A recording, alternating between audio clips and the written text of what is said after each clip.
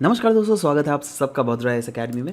आज है 23 मई 2022 and daily के करंट अफेयर्स में वही source Assam Tribune and different other national dailies को भी हम लोग फोकस करेंगे और इसका पूरा पीडीएफ का लिंक मैं नीचे डिस्क्रिप्शन सेशन में मेक श्योर करूंगा दैट आपको प्रोवाइड करवा दिया जाए बॉदरा इस अकेडमी के टीम के द्वारा। And yes, if you at all want to take admissions in बॉदरा एस then any time you can contact on to these numbers as well. Right, चलिए सबसे पहला यहाँ पे न्यूज़ देख लेते हैं। असम ट्रिब्यून से लिया गया प्रीलिम्स रिलेटेड फैक्चुअल इन्फॉर्मेशंस, आप इसको कंसिडर कर सकते हैं क्योंकि इंडियन रेड क्रॉस सोसाइटी के बारे में बात किया जा रहा है ना। आपको तो पता है दैट ऑलमोस्ट असम के डिफरेंट पार्ट्स में जो है फ्लड्स आए हुए हैं, राइट। अब Silchar branch of Indian red cross society जो है वह ऑफ कोर्स उस रीजन में जहाँ पर फ्लड आए हुए हैं वहाँ पर फूड्स डिस्ट्रीब्यूट कर रही है ना। सवाल होता है दैट ये इंडियन रेड क्रॉस सोसाइटी है क्या।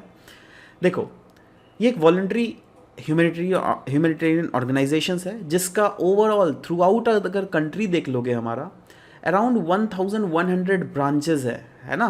और यह ऑफ कोर्स एक ब्रांच सिलचर में भी है आसाम के। वैसे आसाम में अगर देख लीजिएगा डिफरेंट अदर ब्रांचेस भी हैं इसके, ठीक है ना। ये काम क्या करती है, कभी भी अगर एनी सॉर्ट ऑफ कोई भी डिजास्टर्स आए, राइट, या फिर कोई भी इमरजेंसी सिचुएशन आए तो वहाँ पर मेक श्योर करती है दैट लोगों को रिलीफ मटेरियल प्रोवाइड करे। वो health can care related relief material भी हो सकता है, फूड भी हो सकता है, सब कुछ, राइट ना।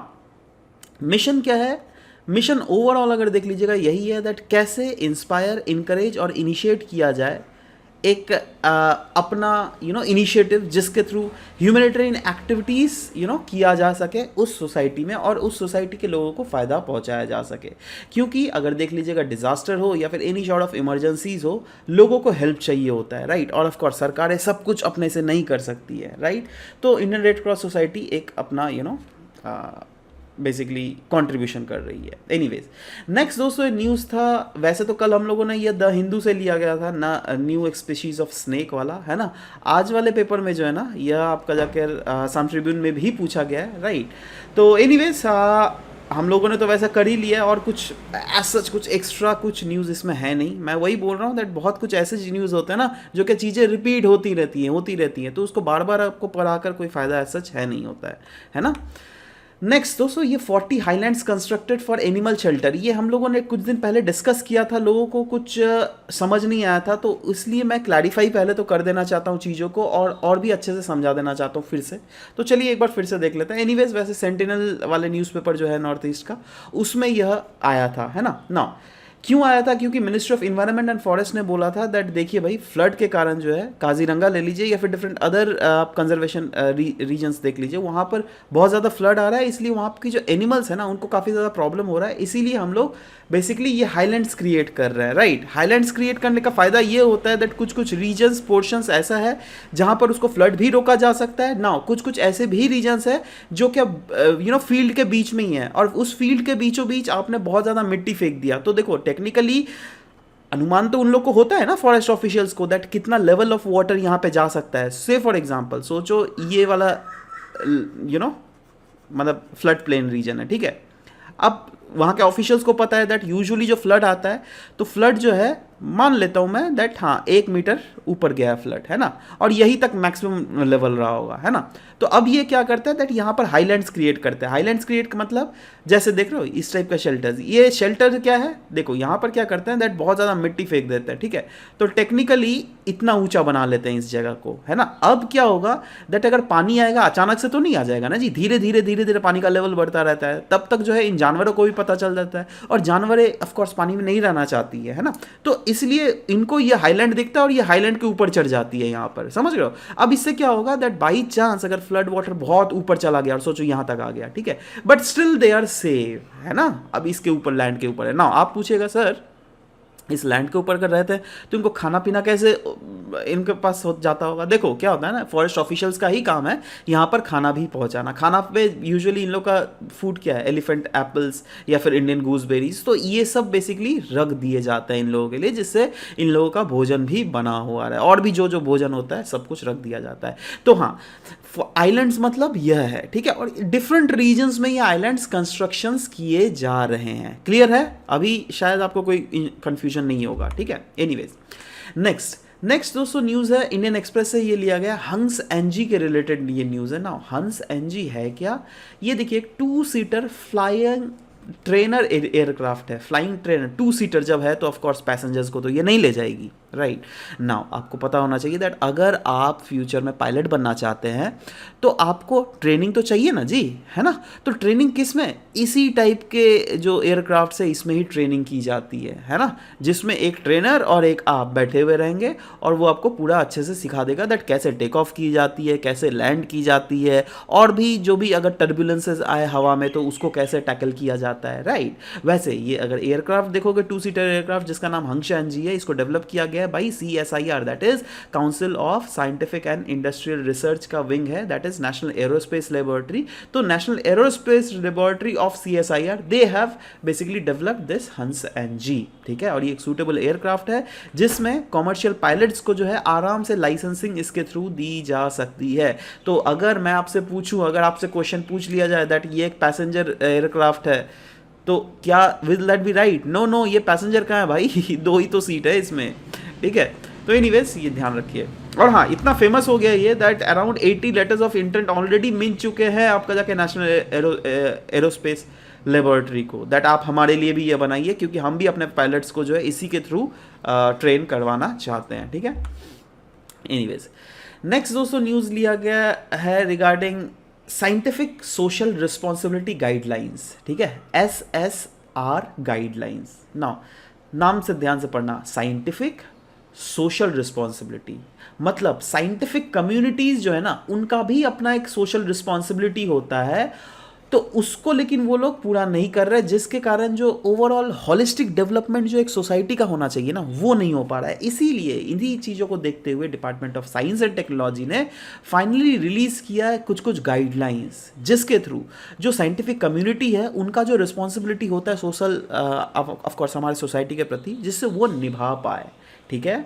नाउ क्यों इशू है ये, पहले तो इशू देख लेते हैं। देखो undoubtedly India science and technology में कितना ज़्यादा आगे बढ़ रहा है ये तो आपको पता ही होना चाहिए, राइट। बट स्टिल जो एक्चुअल नॉलेज ट्रांसफर होना चाहिए ना सोसाइटी को, वो इनएडिक्वेट हमें दिख रहा है। वैसे अगर एकेडमिकली देखोगे अनडाउटेडली पेपर्स बहुत ज़्यादा हमारे स्टूडेंट्स लोग पब्लिश कर रहे हैं वर्ल्ड जर्नल्स में, तो ये सब यही सब तो दिखाता है ना, लोगों का ग्रेजुएशन का रेट बहुत ज़्यादा बढ़ गया साइंस विंग से, है ना। तो ये सब से तो बहुत ज़्यादा आगे बढ़ रहा है। बट वहीं पर अगर देख लीजिएगा इन सब दैट इज़ अगर आप एक्चुअली में सोसाइटी को इससे कुछ फ़ायदा डायरेक्ट मिल रहा है, तो सोसाइटी में कुछ ज़्यादा नहीं हो रहा है। मतलब जो लोग एडुकेशन में है वही लोग काम कर रहे हैं, है ना, उसका फ़ायदा जो नॉर्मल सोसाइटी को मिलना चाहिए वो नहीं मिल पा रहा है। इसीलिए there is a great need for a integration of science and technology with the societies of today's age. इसीलिए रिसेंटली जो इंडियन साइंस कांग्रेस कंडक्ट किया गया था ना, 104th session of Indian Science Congress, उसमें स्ट्रेस किया गया था और रिक्वेस्ट किया गया था department of science and technology say that please introduce कीजिए कुछ गाइडलाइंस, और वो गाइडलाइंस होगी साइंटिफिक सोशल रिस्पॉन्सिबिलिटी गाइडलाइंस। ना सवाल होता है इस गाइडलाइन से होगा क्या भाई? अब देखो इस गाइडलाइन से क्या होगा ना, इससे जैसे सोचो आप साइंस के एक स्कॉलर बन गए, राइट, तो आप अपनी नॉलेज को सोसाइटी में ट्रांसफर करोगे, right. It aims to ensure greater integration of science and technology with the society at all the levels, ठीक है। अब ये जो है it is based on moral obligations of scientist to give back the benefit of the science to society. जी हाँ, एक moral obligation है साइंटिस्ट का, जिससे क्या वो भी जो है ना, मतलब they could again give back the benefits of science to the whole society, जिससे वो अगर कुछ सीख रहा है तो वो चीज़ सोसाइटी के साथ भी शेयर करना, जिससे नॉर्मल हम आप जैसे नॉर्मल लोग भी समझ पाए चीज़ों को, और ऑफकोर्स अगर फ्यूचर में उसका इम्प्लीकेशंस हमें करना हो तो ऑफकोर्स करेंगे, ठीक है। क्योंकि गाइडलाइंस में अल्टीमेटली गैप्स जो एग्जिस्ट कर रही है ना science and society, science and science, और सोसाइटी और साइंस के बीच में, इसको कैसे कन्वर्ज करने का ही मेन दायित्व इस SSR गाइडलाइंस में दिया गया है, ठीक है। अब देखो साइंस एंड सोसाइटी मतलब साइंस से सोसाइटी, मतलब passing on the benefits of science to meet the public needs. Science मतलब creating an atmosphere to share ideas. सोचो एक इंस्टीट्यूशंस को साइंस में डिस्कवरी की, राइट, तो दूसरा इंस्टीट्यूशन को भी कोई ऑनलाइन माध्यम से कनेक्ट कर देना, जिससे एक इंस्टीट्यूशंस क्या कर रही है साइंस के फील्ड में, दूसरा इंस्टीट्यूशन भी उससे सीखे और वही सब चीज़ें आइडिया इम्प्लाई करे अपने रिसर्च वर्क में, right. Next is society science, that is working with public. जी हाँ, पब्लिक के साथ वर्क करना है, जिससे वो लोग पब्लिक का अपना कॉन्ट्रीब्यूशन साइंस के प्रति, अगर सोचो होता ही है ना, दैट बहुत सारे ऐसे लोग होते हैं जो क्या साइंस से काफ़ी ज़्यादा फैसिनेटेड होते हैं, राइट, अपने पढ़ाई में तो उन्होंने छोड़ दिया वो सब चीज़ें, बट अभी कुछ ऐसा एक्स्ट्रा करना चाहते हैं, बट उन्हें कुछ प्लेटफॉर्म नहीं मिल रहा है, राइट। तो वही चीज़, उस टाइप के कंट्रीब्यूशन को रिकॉग्नाइज करके फर्दर अप्रोप्रिएट सॉल्यूशंस लाने का काम किया जाएगा इसके थ्रू, ठीक है। नेक्स्ट दोस्तों, द प्रिंट से यह लिया गया regarding cotton council of India. Cotton council of India को रिसेंटली सेटअप किया गया by union government. Exam utility point of view से GS2 से के इस टॉपिक से आप इसको रिलेट कर सकते हैं। नाउ क्यों किया गया है, क्योंकि यूनियन मिनिस्ट्री ऑफ टेक्सटाइल ये बोल रही है दैट देखो भाई, हम लोगों ने कॉटन काउंसिल ऑफ इंडिया जो कि अभी तक एग्जिस्ट नहीं कर रही थी, इसको इसलिए सेटअप किया गया है जिससे कॉटन और यार्न प्राइसिंग रिलेटेड इश्यूज को कंसर्न किया जा सके।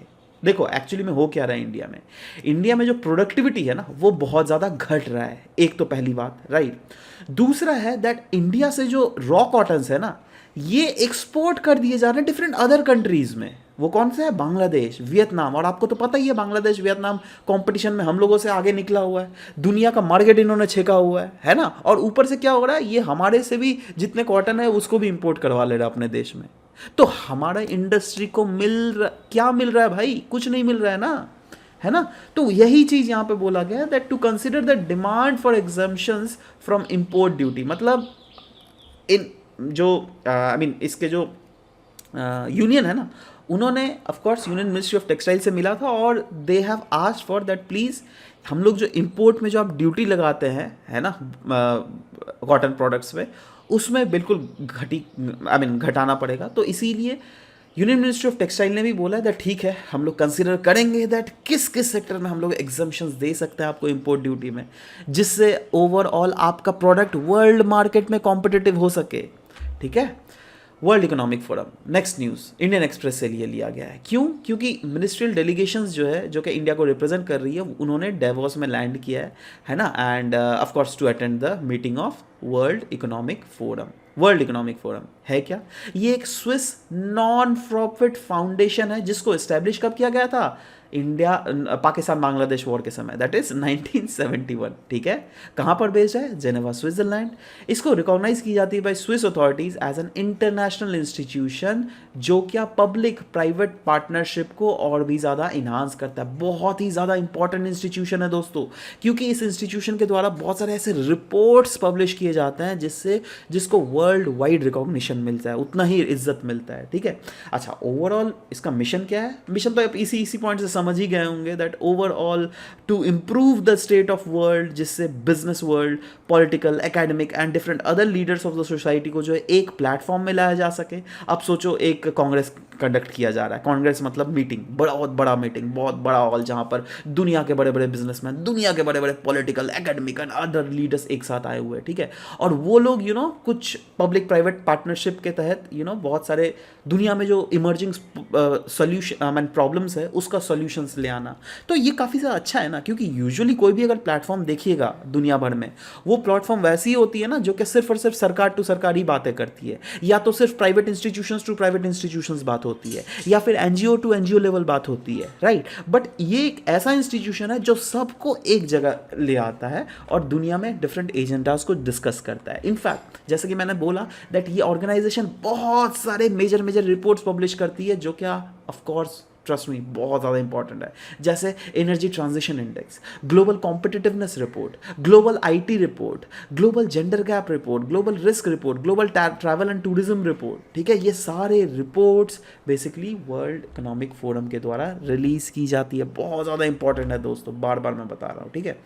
Next news the Indian express से लिया गया है regarding India is closely monitoring the construction of bridges by China, जो कि अब चाइना पैंगोंग सो लेक में कंस्ट्रक्शन कर रही है। और ऑफ कोर्स क्योंकि पैंगोंग सो लोग काफ़ी ज़्यादा न्यूज़ में है तो इसके बारे में भी हम लोग डिस्कस करेंगे। Exam utility point of view से ऑफकोर्स GS1 ज्योग्राफी से तो आप इसको रिलेट कर ही सकते हैं, बट साथ ही साथ इंडिया एंड नेबरहुड रिलेशन जो कि GS2 में आती है उससे भी आप इसको रिलेट कर सकते हैं।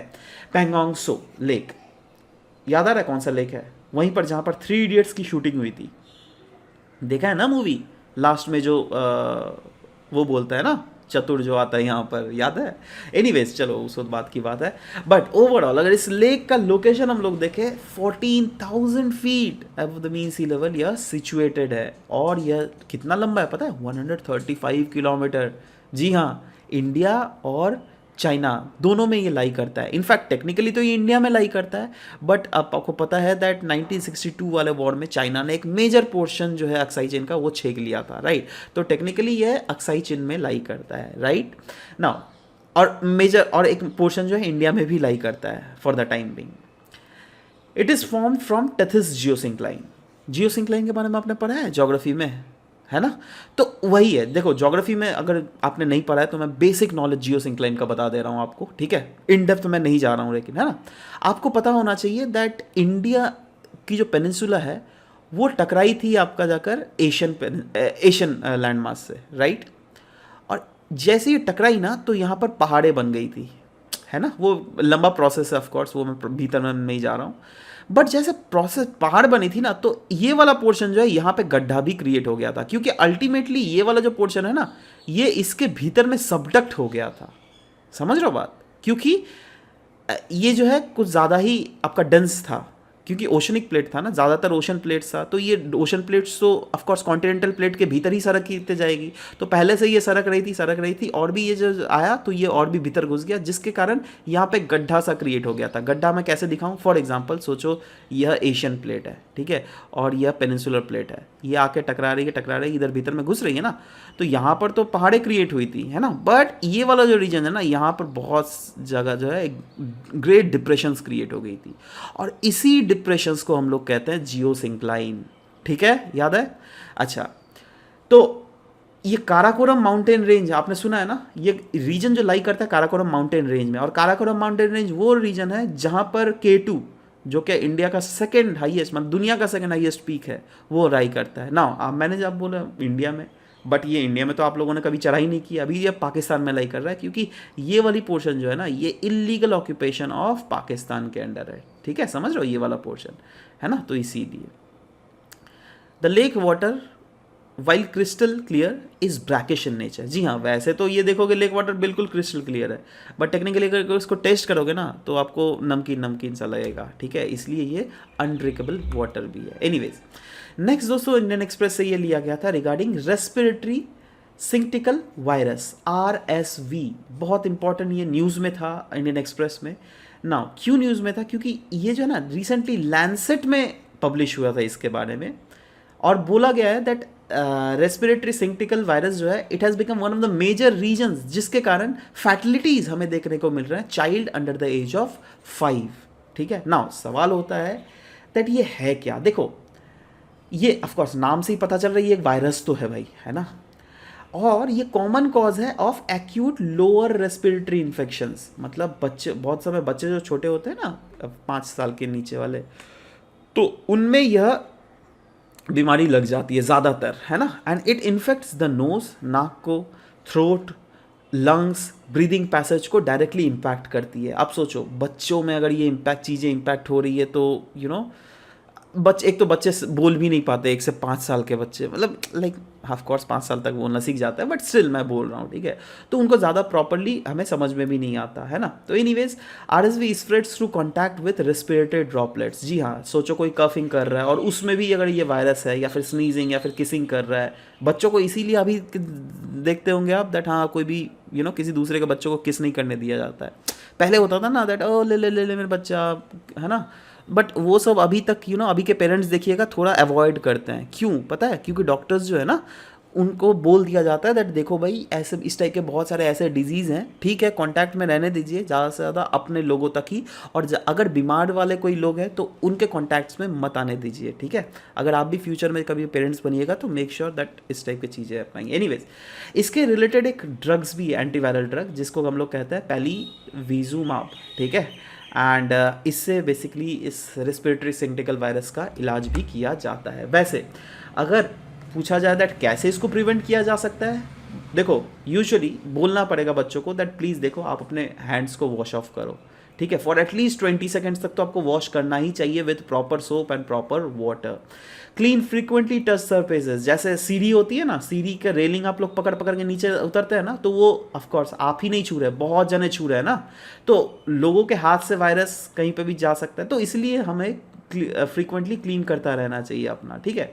स्नीजेस या फिर कफिंग अगर आप कर रहे हो तो मेक श्योर आप मुंह को झाँप कर करो, जिससे सामने वाले लोगों को तक वो चीज़ें फैले ना, ठीक है। Avoid close contacts with others who may be sick and stay home while you are sick, ठीक है ना। व्हाट आर द रिस्क तो आप देख ही लो दैट हाँ, बच्चों में हॉस्पिटलाइजेशन का केस बहुत ज़्यादा बढ़ जाता है due to this virus, right. Each year in the United States only बोला जा रहा है दैट अराउंड 58,000 हॉस्पिटलाइजेशंस जो हो रही है ना younger children below the age of 5 years, वो due to the RSV virus ही होता है। इनफैक्ट सिर्फ बच्चों को ही ये नहीं इम्पैक्ट करता है, या it is a major cause of hospitalization and mortality in adult. जी हाँ, 65+ लोग जो है ना, उनमें भी यह बहुत ज़्यादा ये करता है, इम्पैक्ट करता है ना। आप बोलिएगा सर आप 5 साल से कम बच्चों को आपने बोला होता है, और आप बोल रहे हो 65 साल से ज़्यादा लोगों को ज़्यादातर ये इम्पैक्ट करता है, तो बीच वाले लोगों को क्या इम्पैक्ट नहीं करता क्या? देखो क्या है ना दैट ये एक ऐसा एज ग्रुप है ज़्यादातर जहाँ पर इम्यूनिटी बहुत ज़्यादा होता है हम लोगों के शरीर में, ठीक है। एक बच्चों में रिस्पेक्टिवली इम्यूनिटी कम होता है क्योंकि वो लोग इनिशियल स्टेजेस में होते हैं, है ना, और बड़ों में तो जैसे बूढ़े लोग होने लग जाता है तो ये चीज़ें धीरे धीरे घटने लग जाती है, समझ रहे हो बात। तो एनीवेज सीनियर सिटीजन्स में भी बेसिकली ये सब चीज़ें देखी जाती है। इनफैक्ट यूएस में ही बोला गया अराउंड 14,000 डेथ्स जो है वो it happens due to this RSV virus, ठीक है। In addition to lung infections in young children and infants, severe RSV can cause heart failure, hospitalisation and even death. चलो कोई बात नहीं, आज का क्लास ओवरऑल आपने देखा। अब इसके बेसिस पे कुछ कुछ MCQs भी आपसे पूछा जाएगा दोस्तों। जैसे कल वाले अगर MCQs को हम लोग फोकस करें, पहला था global report on assistive technology के रिलेटेड, राइट। 2 स्टेटमेंट्स दिए हुए थे। It is the first global report of assistive technology related by released by World Health Organization and UNICEF, which was correct. More than billion people are denied access to assistive technologies, particularly in low and middle income countries. Absolutely, this is also correct. We have already thought about it yesterday, right? So इसलिए C will be the correct answer here, ठीक है। Next, World Bank WGI provide a ranking of countries based on which among the following dimensions of governance. Okay. तो दोस्तों ये छः के छः ही criterias थे, कल हम लोगों ने डिस्कस भी किया था, ठीक है। तो इसलिए correct option will be D, right. Consider the following statement. 2 statement दिया गया। India was declared polio free, yes absolutely, जनवरी 2014 में। Recently few East African countries have confirmed the first wild polio virus case in the last 3 decades, absolutely this is also true. See, अच्छा बताइए तो, हाँ ठीक है बताइए, अगर कल ही हम लोगों ने ये डिस्कस किया था, कौन सा ईस्ट अफ्रीकन कंट्रीज में मालावी के बाद रिसेंटली, पहले तो मालावी में भी था, पिछले साल डिटेक्ट हुआ था, ठीक है, बट अभी फिर से पोलियो वायरस डिकेड हुआ है, मतलब 3 डिकेड बाद पाया गया है, तो वो कौन सा कंट्री है? कल हम लोगों ने डिस्कस किया था, लेकिन नीचे कमेंट सेक्शन में आपका हमें ये मैं आंसर चाहता हूँ।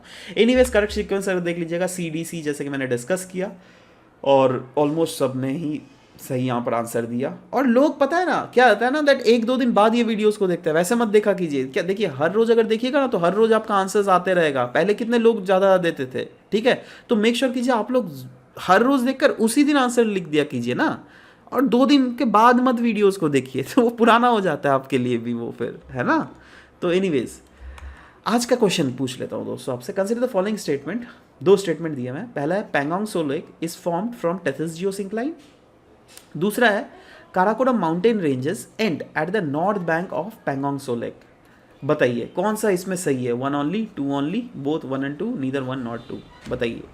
Next, consider the following statement regarding scientific social responsibility guidelines, SSR guidelines के रिलेटेड दो स्टेटमेंट दिए गए. These guidelines have been released by department of science and technology and these aims to ensure greater integration of science and technology with the society at all the levels. आप बताइए नीचे कौन सा correct है, one only, two only, both, none.